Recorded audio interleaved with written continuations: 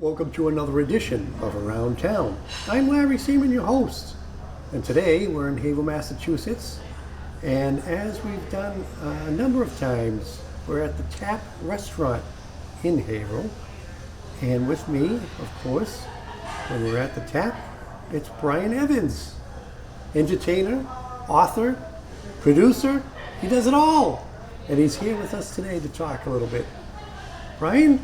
How are you? It's always a pleasure. Thank you for being here. I'm vaccinated. Okay, good. So am I. So am I. Now, there's been a lot of things that are going on, especially with the COVID and stuff are clearing up now. But you managed to get a video out already, and it has to do with the world of soccer. Am I right? Well, yeah. One of the things, the music business has changed dramatically. Mm-hmm. People are no longer, and this was, Barry Manilow was talking a lot about how he doesn't really see how a lot of new musicians and artists, become very successful these days because you're not out buying albums, there's no hit records, there's things like that. It's all a matter of, unfortunately, people put their music out there and they steal it. So, I have my music on, all the digital jukeboxes, touch tunes, and, all the bars and everything.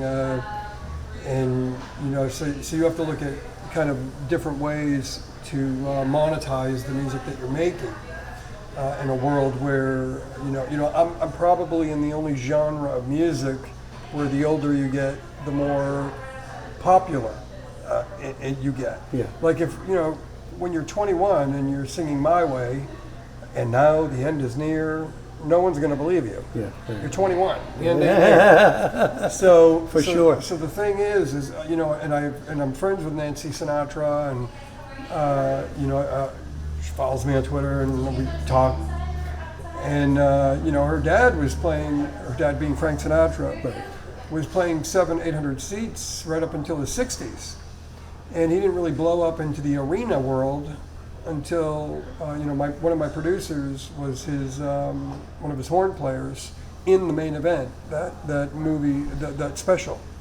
Because I was telling him, I was like, hey, his name is Gary Anderson, and he works with Narada and Michael Walden, the two producers I work with, and I was saying, man, you got to see this concert I just saw. It's like from 1974. It's on DVD, and he was like, I was playing in that concert, Brian. Yeah.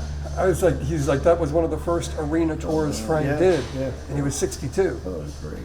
And I was like, holy cow!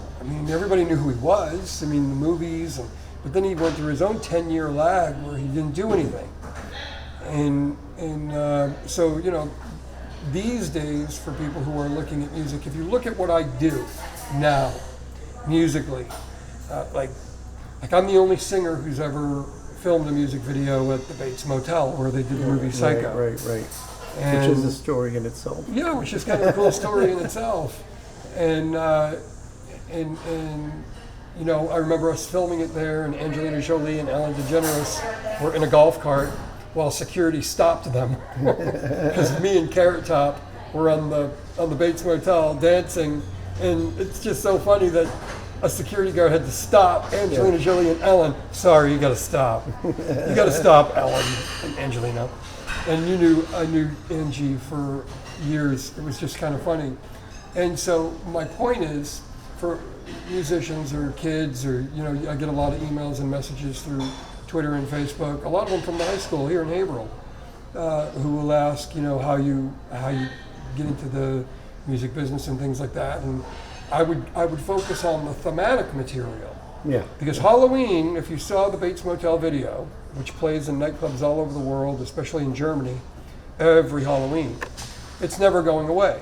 Yeah. Every year, Halloween will be there. Right. It can bomb one year, it can be successful the next. Right. At Fenway, which is for a one-state baseball team, has 11 million views. It's getting 1 million views a year Right. for a one-state team. And baseball's never going away. And so my idea then became soccer. Now, I'm not going to BS anybody out there. I was no soccer fan. I was no big soccer guy. I was looking at it more from a marketing standpoint that 90% of the music content that's in the venues playing to the audience who are watching the soccer games, it's all Spanish. And you don't have a following, you don't really have a follow the bouncing ball song for English-speaking fans. And so that's when I came up with the idea. And the other thing that I was going to avoid, because I had recently sung the national anthem for the Marlins, and they wouldn't even mention in the introduction that I was in the Hall of Fame, the Baseball Hall of Fame, because if at Fenway, you're never going to see at Fenway played at Yankee Stadium. Right. So the mistake I was not, and believe me, thank God I did that video. My mom's in it. It's her legacy as much as mine.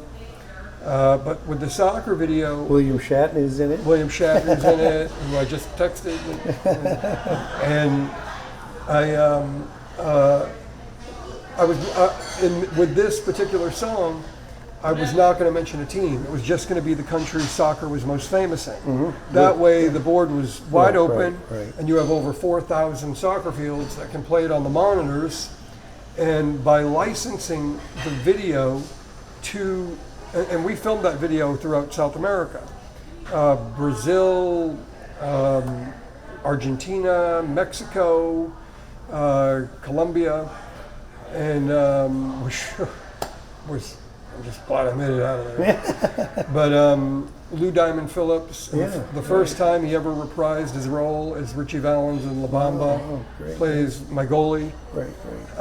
Ice-T introduces the video, Carrot Top's in it. R.J. Mitty, who plays Walter Jr. in Breaking Bad, is in it. And so we had filmed the video, and I knew there were a lot of topics that you wanted to talk about, but this is kind of be able to, in an abridged way, kind of address all of it. When we did the soccer video, the video had just been edited. It was done. It was ready to come out. I had just returned to Hawaii, where we were about to produce the Maui Celebrity Series again. We had done 42 shows. We just had Cheech and Chong there, and Jeff Bridges, and all these different people. And I would be playing weekends in Las Vegas, opening for, Carrot Top, Louis Anderson, Jay Leno, whoever. And I was opening for Joan Rivers up until we lost her. And then I had, been recording an album. So we're 2 weeks from gigs in Vegas, announcing our next show at the Maui Celebrity Series in Maui, where I live half the year, and promoting the soccer video. The theaters closed on Maui due to COVID, Vegas closed due to COVID, and every venue for soccer closed in the world. And it still got 1 million views with everything closed. So now that they're starting to open, it's starting to get licensed into the stadiums, and then they put the different subtitles for each country that the video airs on the monitor. It's a beautiful game. It's a beautiful game. That crowd's gonna roar like never